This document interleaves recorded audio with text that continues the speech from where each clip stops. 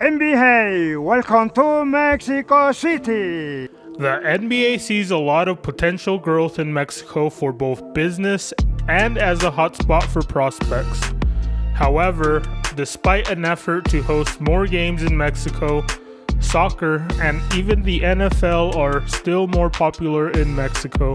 The NBA is working to find a way to connect with tech-savvy residents who have disposable income to spend on entertainment and on merchandise.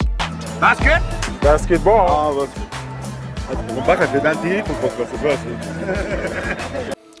One challenge for the NBA is that some of the states in southern Mexico, such as Chiapas and Oaxaca, have a strong local basketball culture but have some of the worst rates of internet penetration in the country and some of the lowest average income levels in the country. It's hard to find fans who regularly watch NBA games in Mexico, although local leagues are thriving. In 2020, Mexico City's Capitans basketball team will join the NBA's G League development program and play in matchups against other NBA affiliated teams. Welcome to Mexico. This is gonna be a party tonight. What do you know about Mexico City, Clyde? I know quite a lot about Mexico City. League Commissioner Adam Silver explained, "Bringing an NBA G League team to Mexico City is a historic milestone for the NBA, which demonstrates our commitment to basketball fans in Mexico and across Latin America. As the first G League franchise based outside of the US and Canada, we look forward to welcoming Capitanes to the NBA family. There isn't a huge presence of Latino basketball players in the league, and even less of a presence of Mexican players, but that doesn't mean that there haven't been any Mexican basketball players to play in the league. Here are 5 NBA basketball players who are Mexican. Please remember to subscribe and like the video as it really helps the channel grow. Thank you."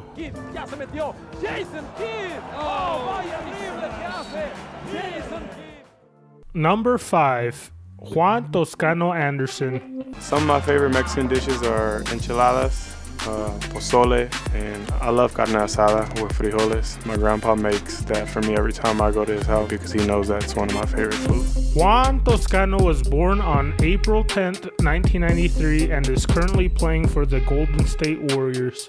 He played college basketball for the Marquette Golden Eagles. He is a local product who was born and raised in Oakland with his Mexican grandparents.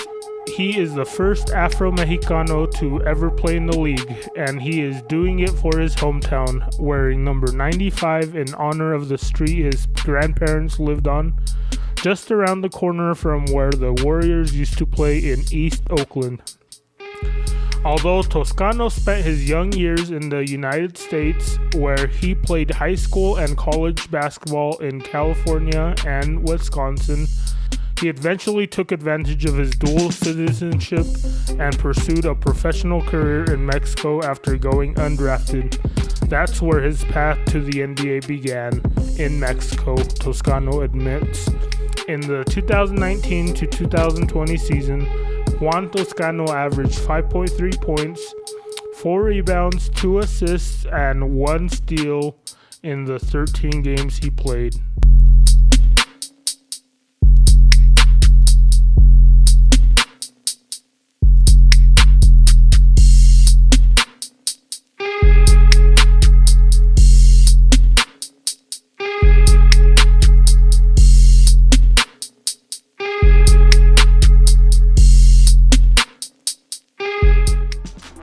Dub Nation, gracias por todo el apoyo y es un honor en representar México y mexicanos aquí en la NBA. Number 4. Jorge Gutierrez. Harper Camp, another high basketball IQ. Alan Crabb, he is back. He will start, and he should be a key contributor. Jorge Gutierrez, blue-collar guy, tough. Jorge Ivan Gutierrez Cardenas was born on December 27, 1988. He was born and raised in Chihuahua, Mexico. It's a border state more infamously known for its violent cartels and abundant sweatshops. but George says Chihuahua meant something much different to him. It's where he found his passion for basketball. Most people think that soccer is the dominant sport in Mexico, he says, but in Chihuahua, it's basketball first. Es Chihuahua, tierra caliente y de buen básquetbol. No es casualidad que de este mismo lugar surgiera también Eduardo Nájera. Estas calles vieron partir al adolescente de 15 años. For Jorge, it was a family affair. My dad got me into basketball. He used to take me and my brothers with him to see him play all the time. So I think that allowed me to see the beauty of the sport. However, after growing frustrated with the lack of opportunity for basketball there, Jorge sneaked across the border illegally to attend high school and play ball at Denver's Lincoln High. Callado, luchador, con la valentía de cruzar al otro lado del río Bravo por una vida mejor. Esta podría ser la descripción de cualquiera de los millones de mexicanos que cruzan a Estados Unidos sin importar el riesgo por el famoso sueño americano. Pero es también la historia del cuarto mexicano en jugar en la NBA. Denver's magnet school for Spanish speakers. Around 50% of its students were undocumented and 90% were Latino. Jorge didn't speak English. He had no family in Denver. His parents sent some money every month, but it didn't go far. La imagen de su madre llorando nunca salió de su cabeza. Fue difícil no nomás para mí, pero para mi familia. Yo creo que fue lo más difícil para mí ver a mi familia sufrir, pero afortunadamente todo se dio. One of the most difficult things I faced was the culture. It was a totally different culture from what I was used to, Jorge said on his transition. Me hubiera gustado haber sido niño unos años más, pero esa fue la decisión que tomé yo, la decisión por ir y comenzar un sueño que he tenido siempre toda mi vida. O sea, buscar un sueño, a buscar el sueño de jugar, de tener la oportunidad de hacer esto que estamos haciendo ahorita. After finding success on the court, Jorge and his Mexican teammates at Lincoln were inundated with bigotry. A radio broadcaster put them on blast, resulting in opposing fans wearing sombreros in the stands, and racist insults were yelled at them as they progressed towards the state championship. Llegó a Lincoln High School y en 2007 llevó a la escuela a primer campeonato estatal en medio de una polémica contra el entrenador Vince Valdez por usar inmigrantes ilegales. Championship for the Lincoln Lancers for the first time ever in boys basketball. Lincoln won Jorge's final game with the school and Colorado's Class 4A state title. Honestly, you look at them on the court and you could sense it. You could see they were the embodiment of the American dream, said one of their assistant coaches. At just 16, Jorge lived in a one-bedroom apartment with 3 other undocumented Mexican teens who had their own hoop dreams. Duramos ahí en Denver 2 años, ganamos un campeonato estatal. Se da la oportunidad de ir a Las Vegas a una escuela muy buena con jugadores de División 1, la mayoría, y después de eso una beca, una de las escuelas más reconocidas del país. Overcoming poverty and frequent hunger pains, Jorge excelled in Denver, but few colleges were interested. No me dio ni un bajón, como se dicen por ahí, de que sentirme mal, de que no era muy bueno, para nada, nada más me abrió los ojos de seguir trabajando. After a post-grad year of prep school, Jorge accepted a scholarship offer from the University of California, Berkeley, but only after another young player had canceled on his commitment to join the school. Los Golden Bears de la Universidad de Berkeley le dieron la oportunidad de sobresalir en el college de Estados Unidos. Ahí logró lo que ni Jason Kidd pudo, ser el mejor ofensivo y defensivo de la conferencia Pac-10. Pero cada día fue una nueva experiencia que me ayudó a crecer como hombre, como jugador. Over the next 4 years there, Jorge built himself into a star, winning the 2012 Pac-12 Player of the Year honors as a senior. Llegó a la Liga de Verano de la NBA en 2012 y su participación con los Nuggets de Denver. On October 3rd, 2012, he joined Pioneros de Quintana Roo of Mexico for the rest of the 2012 LNBP season. On November 2nd, 2012, he was selected by the Canton Charge in the second round of the 2012 NBA D-League draft. In July 2013, Jorge joined the Sacramento Kings for the 2013 NBA Summer League. On September 30th, 2013, he signed with the Brooklyn Nets. However, he was later waived by the Nets. In November 2013, he was reacquired by the Canton Charge. On March 6, 2014, he signed a 10-day contract with the Brooklyn Nets, and he made his debut against the Sacramento Kings with a win, making him only the fourth Mexican to play in the NBA.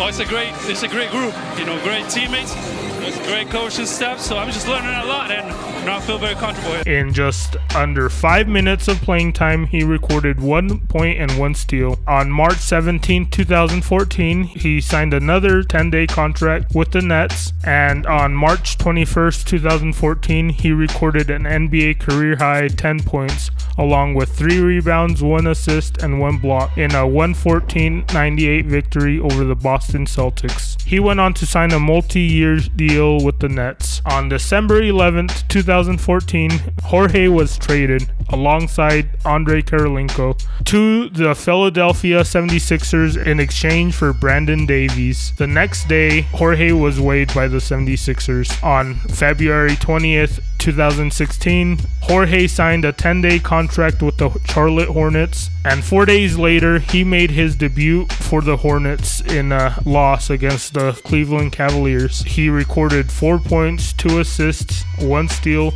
in 4 minutes off the bench. He went on to sign a second 10-day contract Hornets, and then he signed for the remainder of the season. On September 26, 2016, Gutierrez signed with the Brooklyn Nets, returning to the franchise for a second stint. However, he was later waived by the Nets after appearing in just 3 preseason games. Left it short, the follow, no, a second try, and Gutierrez. About that. Yeah, he just ripped down Zeller, who was not happy about it whatsoever, and the officials quickly in to break it up. Well, the good part about that play is, and here he comes down, he's just in no man's land defensively, but look, nobody else gets involved. And I don't think Zeller was going there either, to be honest. Jorge is currently playing with BG Göttingen of the Basketball Bundesliga, BBL, which is the highest professional league in Germany. Although his stint in the NBA was short-lived, Jorge has already accomplished the American dream. An American dream that came true in many ways when Jorge took his shot. Wow, that's beautiful. La llamada y festejo con su madre, aquella misma que hace 10 años lloraba por su partida a Estados Unidos. No, muy orgullosa, muy contenta.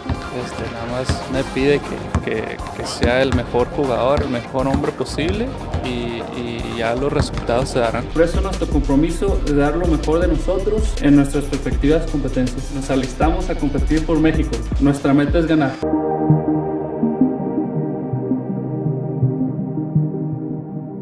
A perfil zurdo y resolviendo. Las estrellas mexicanas comandadas por Horacio Llamas dieron una muestra de lo que el básquetbol nacional es capaz de realizar.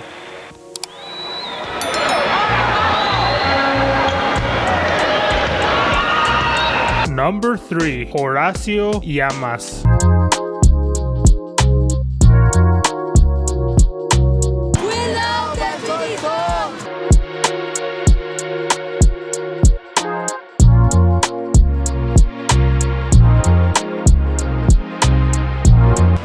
To play ahead to Horacio Llamas. His shot's good, and he's fouled. Horacio Llamas Gray was born on July 17, 1973, and as a youngster growing up in Rosario, Sinaloa, Mexico, he kept telling his parents that he would make them very proud someday. Horacio always said he was going to be somebody, his father, Horacio Llamas Tirado, said. In 1996, he was signed by the Suns, and when he made his Suns debut, he made history by becoming the first Mexican to participate in an NBA game. Aquí en México hemos disfrutado muchísimo que la NBA voltee y que traiga este tipo de espectáculos. Los niños, los jóvenes, y especialmente los adultos, los papás de esos niños, disfrutamos mucho el que puedan verlo en vivo.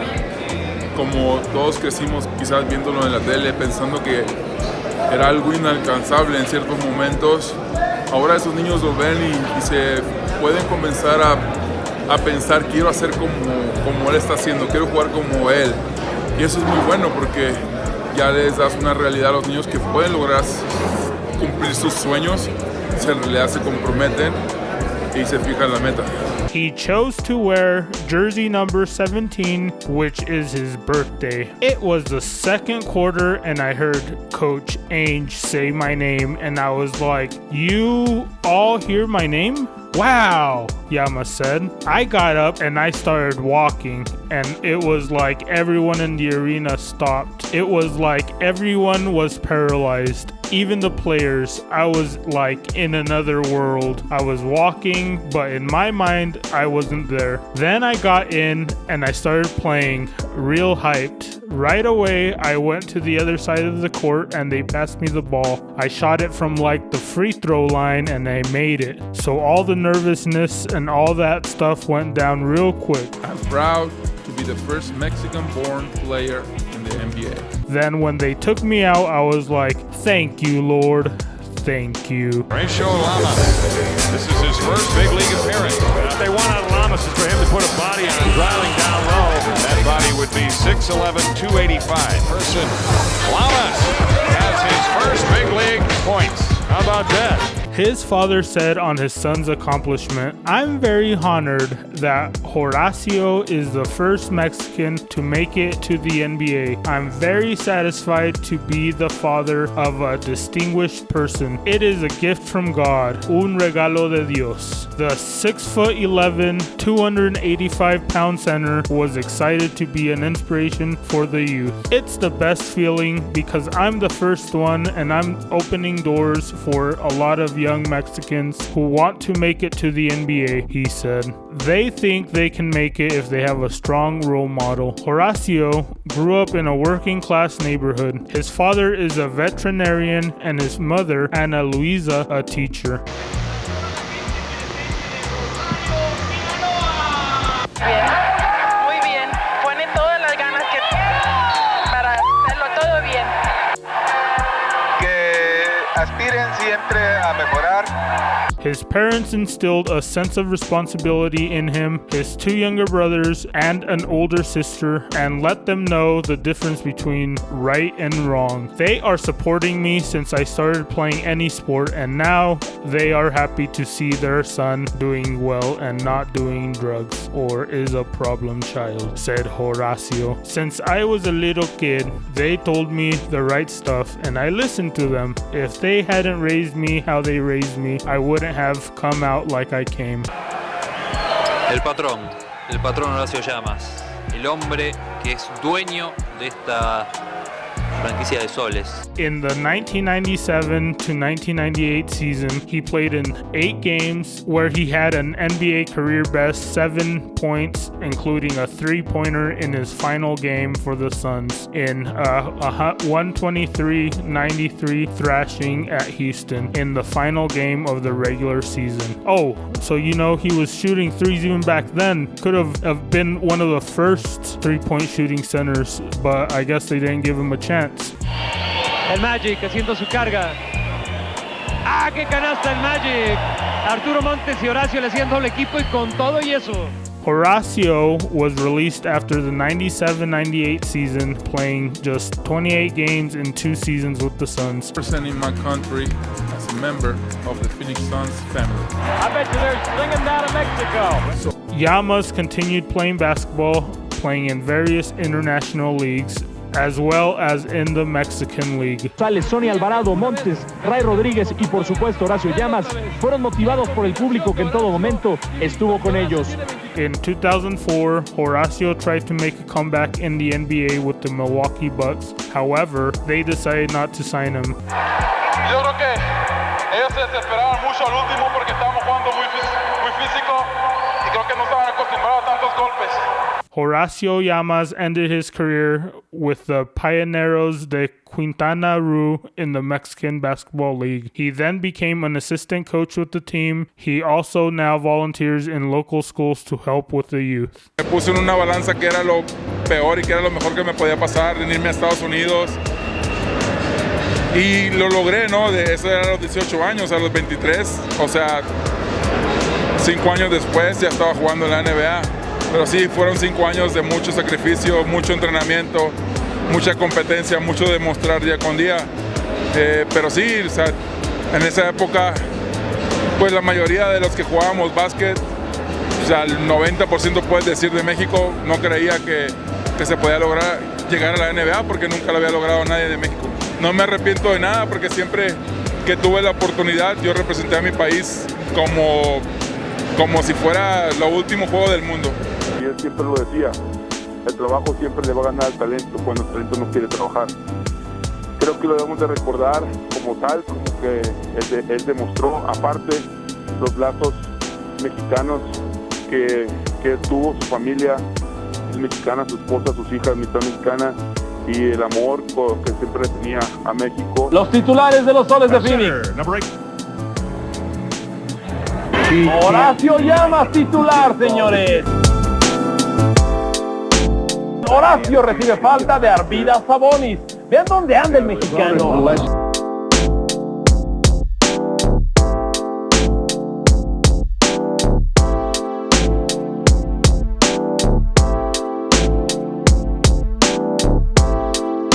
Veanlo, vámonos.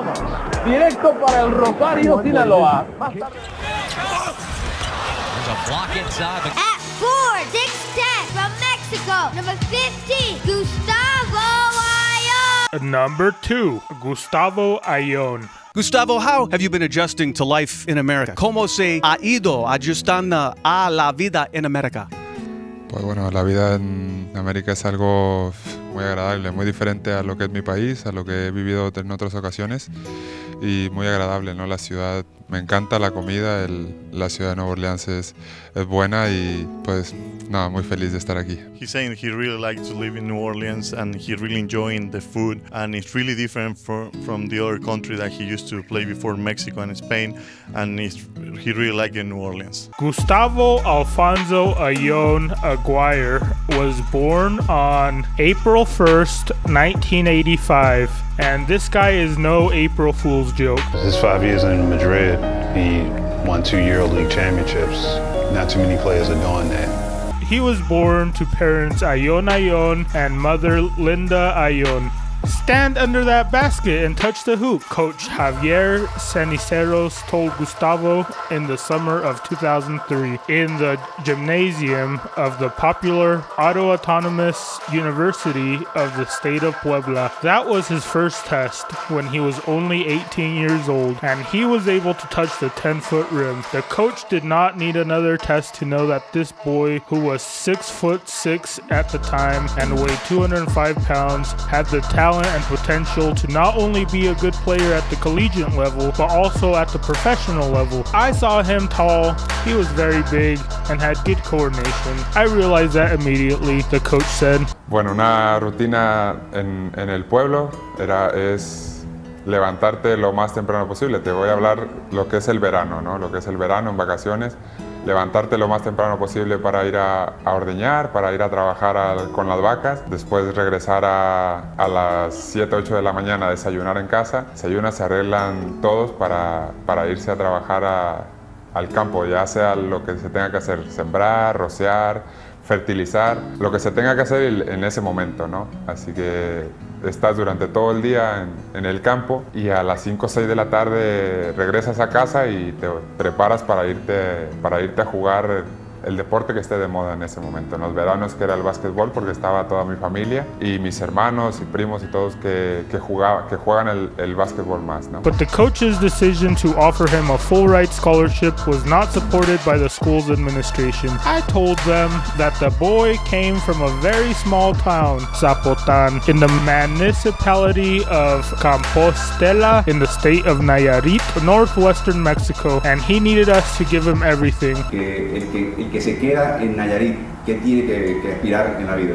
En ese momento de que me tocó vivir la niñez ahí, no se pensaba en otra cosa que no fuera ir a Estados Unidos, ¿no? El venir a Estados Unidos, el ir a buscar un mejor futuro, ¿no? Realmente nosotros como familia, mis hermanos y yo no nos llama mucho la atención eso porque nuestros padres no nos permiten eso, ¿no? Nos dicen que no, que tenemos que estudiar y que tenemos que estudiar. Personalmente estudio por el básquetbol, por jugar. Me fui a una escuela, me salí de esa escuela, me metí a otra y pasaba jugando todo el tiempo, ¿no? Esa era una idea de mis padres, el no permitirnos esa vida, sino buscar otra vida, buscar otro camino y buscar otro mejor futuro que él era venir a Estados Unidos y estar acá de ilegales, ¿no? Así que ellos buscaban el que estudiáramos, el que siempre estuviéramos preparándonos y buscar otro tipo de vida. Coach Cenicero said, I took the risk on him. I took the risk and told them, Gustavo will be our best player in 2 years. And as it turned out, we see what he is now, a very important player. Coach Cenicero said, during the 3 years Gustavo attended the University Popular Autónoma from the state of Puebla, he validated the coach's predictions by winning the University Cup in 2004 and the National Student League Championship, also known as CONADEIP, in 2005 and 2006. Following that season, he signed with San Jose State University. However, Ayon never played for the Spartans, instead choosing to sign with a Mexican professional team, Halcones UV Xalapa, in the National Professional Basketball League of Mexico. Ayon conquered the 2007 and 2008 titles with the Halcones, where he played from 2006 to 2009 and earned the nickname El Titan. I want to talk to you now about increasing your role on the Hornets, which has happened recently. Hable acerca de su papel cada vez más en los Hornets. ¿Cómo los minutos han subido? ¿Cómo los minutos han subido tu papel? ¿Cómo ha aumentado en los Hornets? Bueno, yo creo que este es un proceso que tengo que ir pasando poco a poco. Es una temporada un poco atípica y me tengo que ir ganando la confianza del entrenador y de todo el cuerpo técnico, ¿no? En lo que pueda apoyar al equipo, en lo que pueda hacer las cosas bien para el equipo, pues ahí estaré, ¿no? He's saying he knows it's a slow process. He needs to be patient and slowly, step by step, gain the confidence from the coach and start do what he does best. Like, it's a step-by-step process. Step-by-step process that is increasing on a game-by-game basis. During his stay in the NBA, the Mexican did not have the confidence of any coach, and in the 4 teams in which he played for. On December 2011, Ayon signed with the New Orleans Hornets after they paid Baloncito Fuenlabrada a $1.5 million buyout clause. Ayon received a 3-year contract, with the last year being a team option. Gustavo, you are just the 3rd player in the history of the NBA from Mexico. Who did you admire growing up? Usted está en el tercer jugador en la NBA, nunca de México. ¿A quién admira creciendo? Pues bueno, admiro creciendo a Luis Scola, es un jugador argentino que normalmente me tocaba ver muchas ocasiones con el equipo mexicano, con la selección, y pues no, es un orgullo ser el tercer mexicano en la NBA porque para nosotros es muy difícil, para empezar, salir de nuestro país, y estar en la NBA aún es más importante. The player that he really admires is Luis Scola. He saw Luis Scola playing in Spain, and that was the player he grew up watching. He's saying also he's really proud of being the 3rd Mexican in the NBA because being from Mexico, leave the country to go to another country, in this case Spain is really different. It's difficult. Gustavo, thank you for joining us. Best of luck this season. Gracias por estar con nosotros en el mejor de los suertes en esta temporada. Muchas gracias. Thank you very much. Emilio Peralta, thank you very much. Good thing I took all those years of Spanish in high school. Tonight, they finally paid off. On July 11, 2012, Ayon was traded to the Orlando Magic in a sign-and-trade deal for Ryan Anderson. Con una sola mano se pueden contar a los basquetbolistas mexicanos que han jugado en la NBA.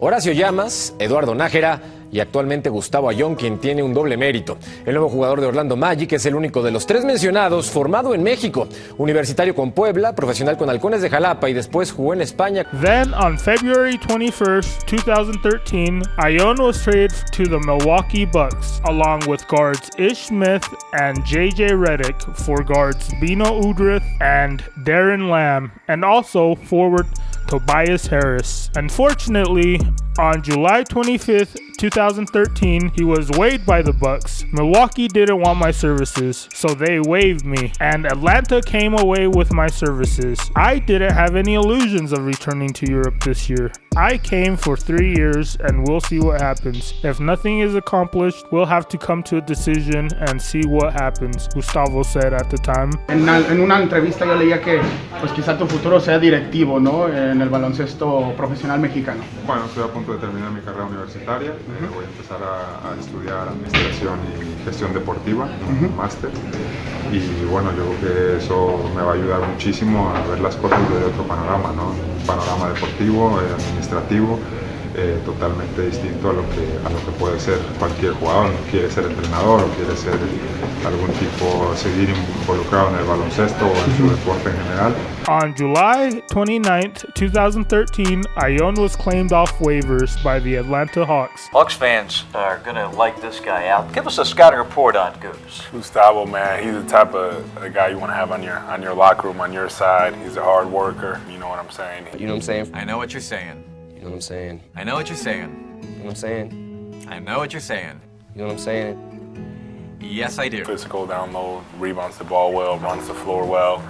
Just knows how to play the game. So I think that he's going to be able to help us a lot. We're happy to have him on board. He definitely sets solid screen. You know, we need those. We need to free them up so they can, you know, turn up. And I've been on the receiving end of those screens. He definitely sets solid screen. Well, you know, Gustavo, when you set good screens in the game, not in practice, you're killing them in practice, but in the games, when you set those good screens, these guys will love you. Yeah, definitely. You roll, we give it to you. That's right. On February 12, 2014, Ion scored a career-high 18 points in a 83-104 loss to the Toronto Raptors. How's he doing, Goose? Doing okay? Coming along? All right, because you're the acid test, you know. Yeah, definitely. He's going to need you out there. On February 28th, 2014, it was announced that Ion would miss the rest of the 2013 to 2014 season following successful surgery to repair a right shoulder injury. Looked like he took a Norris Cole elbow right to that right bicep.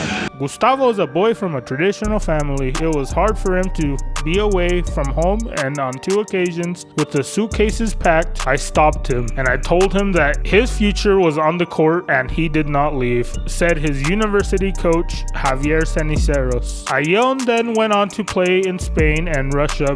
Established as one of the continent's best centers since arriving 6 years ago, 34-year-old Mexican Gustavo Ion has embarked on a new challenge. Before returning to Mexico on September 30th, 2020, when he signed with the Astros de Jalisco of the Liga Nacional del Baloncito Profesional, which is the top professional league in Mexico. Como jugadores no tenemos el profesionalismo para exigir esos minutos dentro del campo, esa injerencia, ese golpe sobre la mesa, decir, a ver, tienes que dar oportunidad porque estoy jugando bien, porque entreno, porque me preparo, porque soy exigente conmigo mismo. El jugador mexicano tiene muchísima culpa por no tener esas, ¿no? Porque cuando se le da la oportunidad, a lo mejor no está preparado, no entrenó lo suficiente durante la semana, no se alimenta de la mejor manera. Al final del camino es una pena que tengamos una liga profesional en México y nosotros como mexicanos, como jugadores mexicanos, no la aprovechemos. Me interesa el desarrollo del básquetbol de México. Hoy en día tengo la oportunidad de ser referente en el básquetbol de México o tener una injerencia en el básquetbol de México como jugador. Estoy en Astros como jugador, quiero ser un ejemplo para los niños y jóvenes. Me interesa eso, no me interesa tener ningún tipo de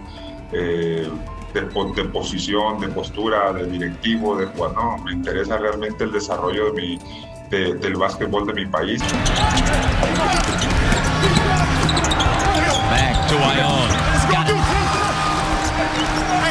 Ion. Ion tiene que trabajar muchísimo más. Tiene que... Ahí no hay una buena relación, te lo confieso. Yo hablé con Gustavo ahora que estuve en Nueva Orleans. No hay una buena relación. Porque para Gustavo Ion, Eduardo Nájera, en la única oportunidad que han tenido de convivir. De hecho, Eduardo ni siquiera por mandarle saludos o buenos deseos a Gustavo. Una llamada. Nada. La NBA latinoamericana insistió en un partido entre Charlotte y Nueva Orleans en juntarlos a los dos. Se tomaron una foto y eso fue todo. La actitud de Eduardo para la opinión de Gustavo fue de: yo estoy sobrado, tú eres el nuevo chiquillo en esta liga, me debes casi que venias para venir aquí a saludarme. Ese partido no juega Nájera, ¿no? juega Nájera. Mi nombre es Eduardo Nájera y soy de Chihuahua, México. An aggressive, all-out player. You had 12 guys play it the way Eddie Nájera plays. Tell you what, you'd be tough to beat. Number 1, Eduardo Nájera. Eduardo Alonso Nájera Perez was born on July 11th, 1976 to Servando Nájera and Rosa Irene Perez. Nájera was only the second Mexican-born NBA player, Horacio Llamas being the first, and was the first Mexican player to ever be drafted. I actually competed and I actually play a lot of significant minutes. I actually won a lot of bowl games. Everybody loves a hard worker. Eduardo Nájera was by far the most prominent NBA player Mexico has ever produced. He appeared in 619 career regular season games, nearly triple the combined total of Gustavo Ayllón, Jorge Gutierrez, and Horacio Llamas, the only three other Mexican-born players in NBA history. However, Nájera grew up wanting to follow in his father's footsteps as a baseball player in the northern city of Chihuahua. Playing the right way, and playing with a lot of energy, a lot of enthusiasm, a lot of effort. The city of Chihuahua, Mexico is home to just under 1 million people, yet only one became the first Mexican-born player to be drafted into the NBA. But it was his basketball performance as an exchange student at Cornerstone Christian Academy in San Antonio that paved the way for a scholarship to the University of Oklahoma, where he developed into an All-American under Coach Kelvin Sampson.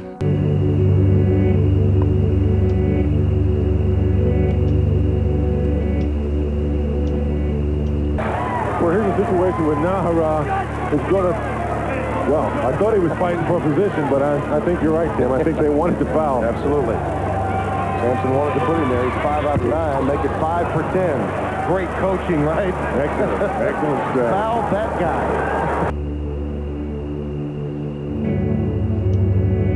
Nájera for 3. Oh, my! Nájera not afraid to take the big shot, stepping out behind the arc. Realizes that Bramlett doesn't have the foot speed on the perimeter. It's going straight up.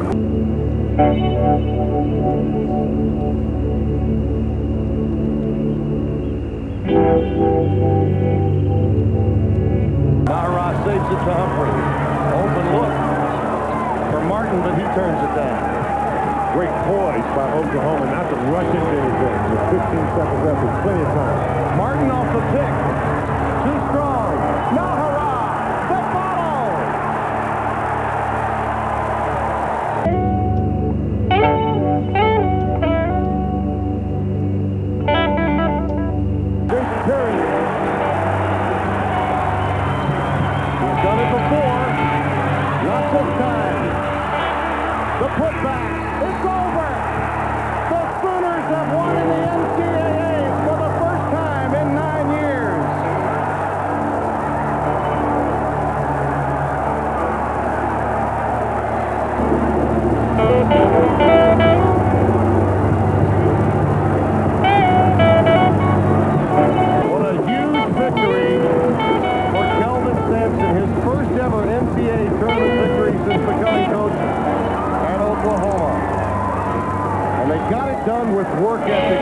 Nájera became the first and still only Mexican-born player selected in the NBA draft when the Houston Rockets identified him as a second-rounder in 2000. After a draft night trade sent Nájera to the Dallas Mavericks, he went on to enjoy a 12-season career with the Mavs, Golden State Warriors, Denver Nuggets, New Jersey Nets, and the Charlotte Bobcats. Nájera, the top three. Oh, yes! Eddie! Don't do it like that, Eddie! Eddie Nájera hits the triple, and this crowd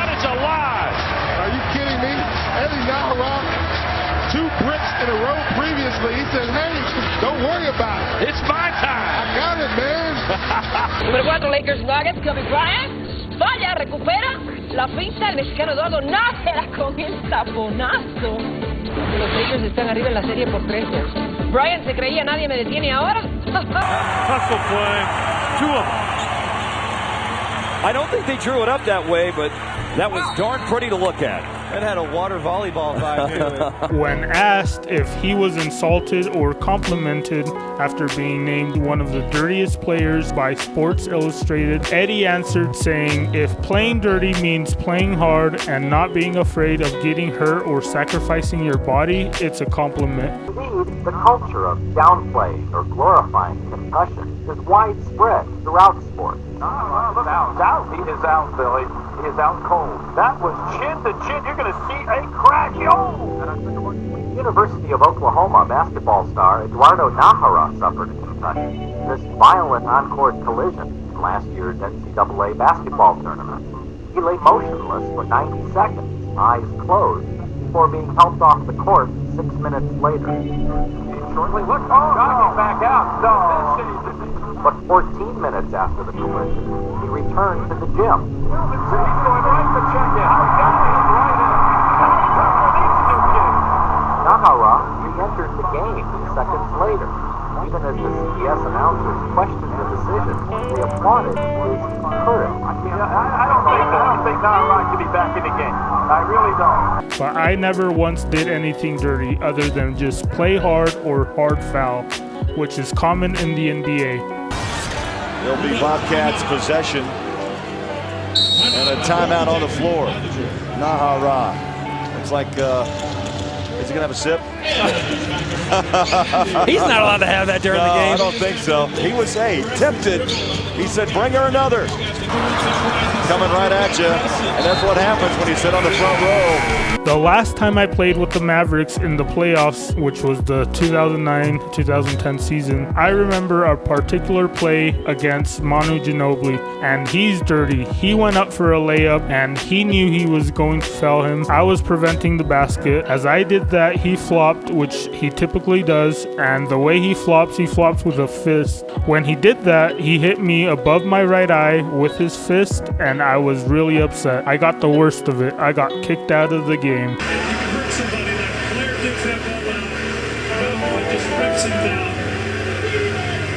course, you want to keep the players on the bench, and certainly they do right there, because we've seen players leave the bench and get suspended the next game. I think you mentioned the floor. It's not around the move, and he just checked in the game for the first time. So it was kind of funny just seeing that story between Manu Ginobili, who's another Latino, and just the way he had the reputation for being a flopper way before James Harden. In this little tidbit, it just kind of sucks that Eduardo got the short end of the stick with the ref buying into Manu Ginobili's flop.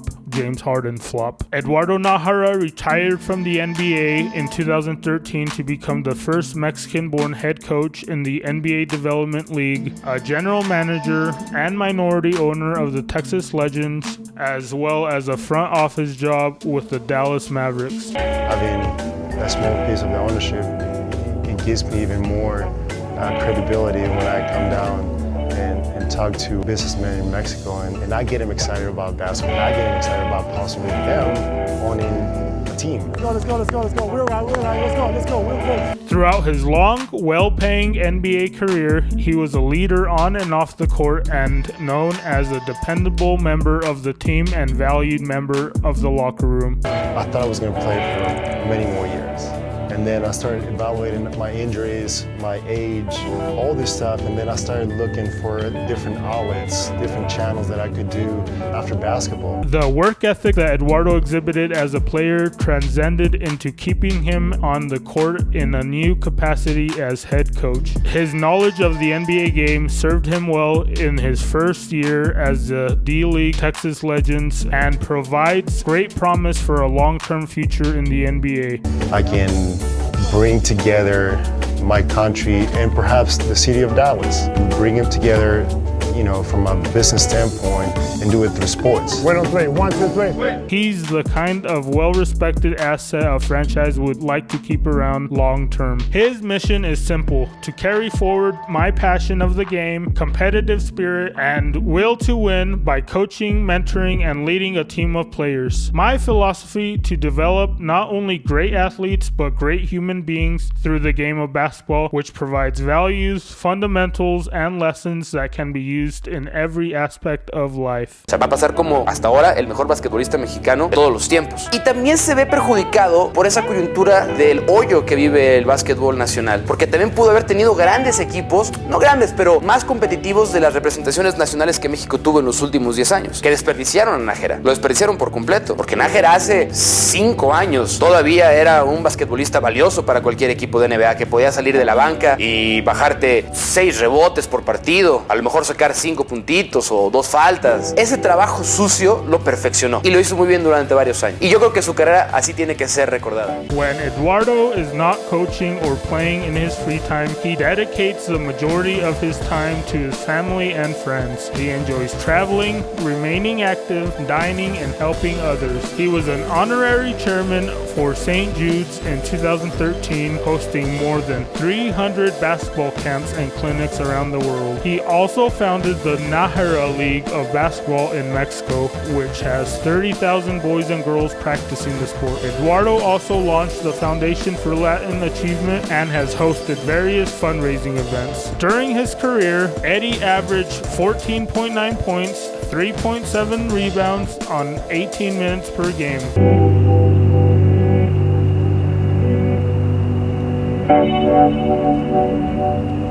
Y por último, gracias a todos ustedes, a la verdadera afición basquetbolera en la Ciudad de México. Gracias por venir esta noche, diviértanse. Chequea. Smith, oh, nice pass to Nájera. Beautiful. Nájera, oh, Nájera. J.R. Smith again to Nájera. Eddie's zone. Carmelo back to Eddie. And Nájera, another score. Only had 11 the first night. Pass down the middle, Nájera. Comes to Kevin Gold. Underneath Nájera with the reverse. Did I miss any Mexican NBA ballers? Let me know in the comments, and remember to like and subscribe for future of Coach Lee videos. I appreciate the support. Thank you. La gente de Orlando, que va Michael le dice al coach, este pelado dice que iba a parar, ¿qué le pasa? ¿Qué te pasa, man? Y no, 37 puntos. No, este juega el año que entra, es difícil que estando en esta forma física, ¿qué haría? No puede, o sea, no lo llena hacer otra cosa. Tiene que jugar básquet todavía, por la competitividad, por la manera física en que está. Escoria a la banca también.